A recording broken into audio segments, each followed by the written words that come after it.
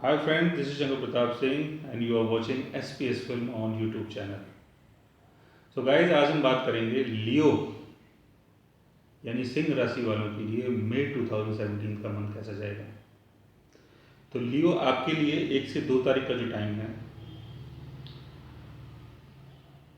इस पीरियड में जो राहु है वो कुंडली के फर्स्ट हाउस में यानी लियो साइन में आया हुआ है और जो जुपिटर है वो सेकंड हाउस में आया हुआ है वर्गो साइन में, और जो सैटर्न है वो आपके फिफ्थ हाउस में आया हुआ है सेजिटेरियस साइन के ऊपर।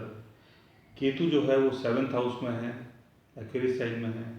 वीनस जो है अपने एक्सिल्टेशन में है, कुंडली के एट्थ हाउस में है पाइसिस के ऊपर। सन जो है वो एक्सिल्टेशन में है, कुंडली के नाइन्थ हाउस में है एरीज के ऊपर, और मरकरी जो है सन के साथ है। मार्स जो है वो टॉरस साइन में है, कुंडली के टेंथ हाउस में, और मून जो है वो 11th हाउस में है जेमिनी साइन में, और मून यहाँ 12th हाउस का लॉर्ड है। और मून 11th हाउस में है और सैटर्न मून को यहाँ पर एक्सपेक्ट कर रहा है और केतु भी मून को यहाँ दिख रहा है।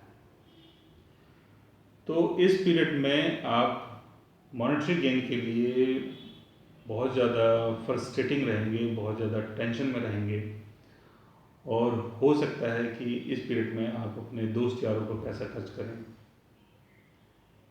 मीटिंग्स वगैरह में पैसा खर्च करें, मिलने मिलाने में पैसा खर्च करें। बट ये जो टाइम रहेगा थोड़ा सा मॉनेटरी गेन के लिए थोड़ा सा फ्रस्ट्रेटिंग रहेगा।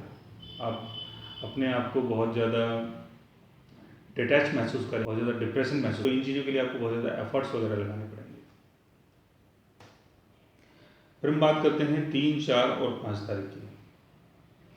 इस पीरियड में जो मून है वो कुंडली के 12th हाउस से गोचर कर रहा है और अपने ऑन साइन में आया हुआ है। तो इस टाइम जो आपकी साइकिक एबिलिटी है वो बहुत ज़्यादा बढ़ी रहेगी। राहु जो है वो आपके एसेंडेंट में है, तो राहु जब एसेंडेंट में आएगा तो आपको अपने नाम के फेम के लिए आपको राहु यहाँ पर बहुत ज़्यादा आपके अंदर डिज़ायर को भर देगा।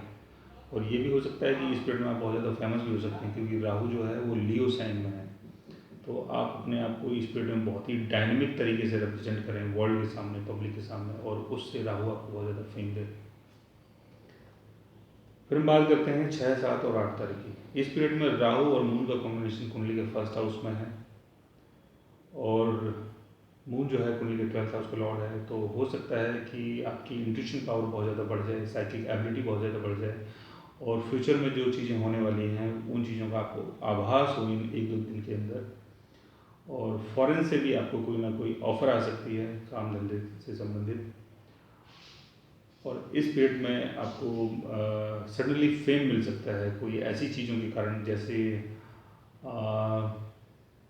मान लो कोई आप ऐसे फील्ड में हैं जहाँ पर इमेजिनेशन पावर की ज़रूरत पड़ती है, लाइक जैसे आप कोई एस्ट्रोलॉजर हैं या आर्टिस्ट हैं या राइटर हैं, तो उन चीज़ों से आपको सडनली फेम मिल सकता है, बहुत ज़्यादा फेमस हो सकते हैं।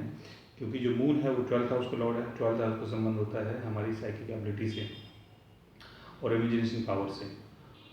और मून आपके फर्स्ट हाउस में आया हुआ है, फर्स्ट हाउस मीन्स यू, और मून जो है राहु के साथ है। तो राहु मून की क्वालिटी को एम्पलीफिकेशन दे देगा, यानी साइकिक एबिलिटी को बढ़ा देगा, इंट्यूशन पावर को बढ़ा देगा।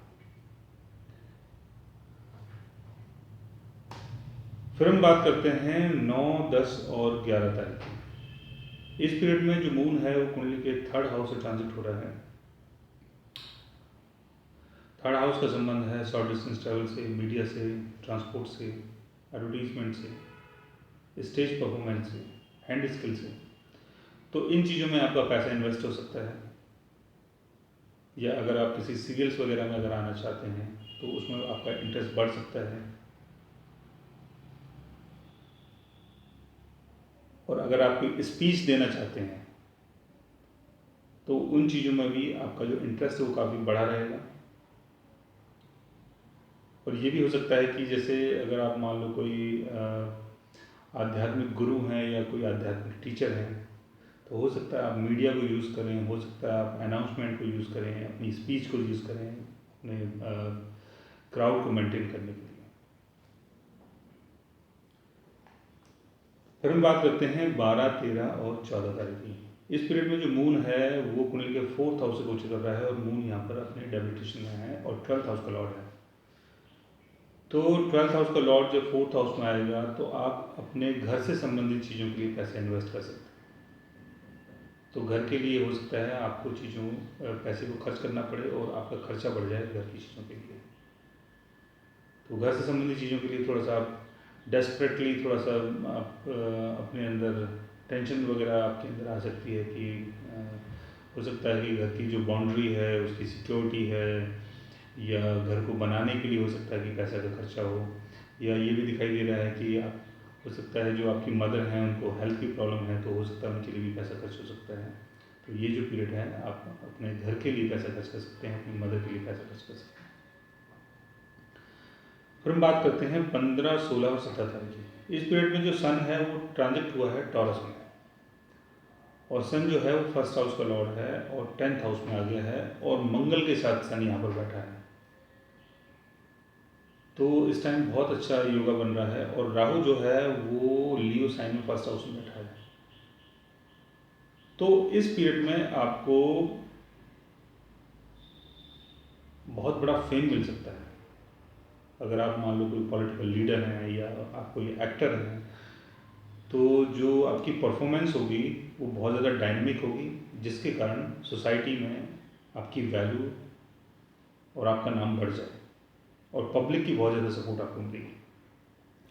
और जो मून है वो कुंडली के 5th हाउस से गोचर कर रहा है, और मून जो है यहाँ 12th हाउस का लॉर्ड है, यानी 12th हाउस से संबंध होता है लॉस से, 5th हाउस का संबंध होता है चिल्ड्रन और एजुकेशन से, तो इन चीज़ों का लॉस हो सकता है। और सैटर्न जो है वो 6th हाउस का लॉर्ड है, यानी डिजीज़ का लॉर्ड है, और सैटर्न जो है वो 5th हाउस में बैठा है, तो आपके चाइल्ड को कोई प्रॉब्लम हो सकती है हेल्थ की, या चाइल्ड बर्थ को ये डिले कर देगा, या हो सकता है कि बच्चे को अबॉर्ट कर दे। तो इन चीज़ों के लिए थोड़ा सा आपको कॉन्शियसली थोड़ा सा चीज़ों को सोच के चलना है, लेकिन आपकी परफॉर्मेंस के लिए ये जो टाइम है बहुत ज़्यादा अच्छा है, आप बहुत ज़्यादा डायनेमिक फील करेंगे इस टाइम। फिर हम बात करते हैं 18, 19 और 20 तारीख की। इस पीरियड में जो मून है वो कुंडली के 6th हाउस से गोचर कर रहा है और कैप्रिकॉर्न साइन से गोचर कर रहा है। तो हो सकता है कि फॉरेन में कोई आपकी जॉब वगैरह लग जाए, फॉरेन से कोई जॉब का ऑफर आ सकता है। और 6th हाउस का संबंध एडिक्शन से है, मून आपका माइंड है, 12th हाउस का लॉर्ड है, तो हो सकता है किसी एडिक्शन में आप इन्वॉल्व हो जाएं, ड्रिंक वगैरह आप कर सकते हैं इस पीरियड में, तो थोड़ा सा अपने आप को थोड़ा सा आपको कंट्रोल करना पड़ेगा।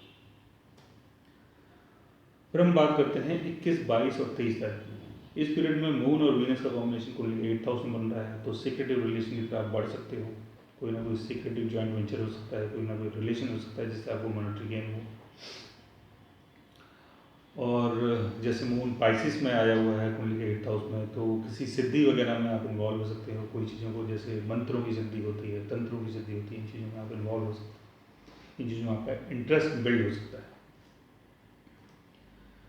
फिर हम बात करते हैं 24, 25 और 26 तारीख की। इस पीरियड में जो मून है वो कुंडली के 9th हाउस से गोचर कर रहा है और 12th हाउस का लॉर्ड है, तो धार्मिक चीज़ों में पैसा इन्वेस्ट करवाएगा, धार्मिक चीज़ों में पैसा खर्च करवाएगा, रिलीजियस चीज़ों में आपका पैसा खर्च होगा। और धर्म की जो यात्राएं होती हैं, धर्म से संबंधित जो यात्राएं होती हैं कि आप किसी मंदिर में जा रहे हो, या किसी गिरजाघर में जा रहे हो, या किसी ऐसे ट्रिप में जा रहे हो जहाँ पर आप धर्म से संबंधित कोई चीज़ करना चाहते हैं, तो उन चीज़ों के लिए आपका पैसा खर्च हो सकता है। फिर हम बात करते हैं 27, 28 और 29 तारीख की। इस पीरियड में जो मार्स है वो ट्रांजिट हुआ है जैन महीना, और मार्स जो है वो 9th हाउस यानी भाग्य का लॉर्ड है, और 11th हाउस यानी गेन के घर में आया है। तो भाग्य के थ्रू आपको गेन हो सकता है, आध्यात्मिक चीज़ों के थ्रू गेन हो सकता है, धार्मिक चीज़ों के थ्रू गेन हो सकता है, गुरु से फ़ायदा हो सकता है, फादर से फ़ायदा हो सकता है, और जो लोग धर्म के ऊपर जो बिलीव करते हैं उन लोगों से आपको गेन हो सकता है। 4th हाउस का लॉर्ड जो है वो भी 11th हाउस में आया हुआ है, तो सडनली कोई आपको मॉनेटरी गेन हो सकता है, प्रॉपर्टी से आपको कोई फ़ायदा हो सकता है, होमलैंड के लोगों से आपको सडनली कोई मॉनेटरी गेन हो सकता है, कोई फ़ायदा हो सकता है। और मंगल जो है वो कहीं ना कहीं फाइटिंग का भी कारक है, तो 11th हाउस का संबंध फ्रेंड से है, तो हो सकता है कि दोस्तों से थोड़ा सा लड़ाई झगड़े का योग बने, क्योंकि मंगल यहाँ से अपने 4th एस्पेक्ट से कुंडली के 2nd हाउस को देख रहा है, तो जो आपकी स्पीच होगी वो थोड़ी सी हार्श हो जाएगी, तो हो सकता है कि दोस्तों के साथ थोड़ा सा मन मुटाव हो जाए। फिर हम बात करते हैं 30 और 31 तारीख की। इस पीरियड में जो मून है वो ट्रांजिट हो रहा है कुंडली के 12th हाउस से, और राहु जो है कुंडली के 1st हाउस में आया हुआ है, जुपिटर जो है वो कुंडली के 2nd हाउस में आया हुआ है। तो इस पीरियड में आपको सडनली कहीं से अननोन सोर्सेज से कोई मॉनेटरी गेन हो सकता है, कोई फ़ायदा हो सकता है, इनहेरिटेंस का पैसा मिल सकता है। और अगर कोई आपने बीमा वगैरह अगर करवा रखा था किसी चीज़ का, तो वहाँ से भी आपको कोई ना कोई मॉनेटरी गेन हो सकता है, कोई ना कोई फ़ायदा हो सकता है, और अपने इन लॉज से भी आपको फ़ायदा हो सकता है।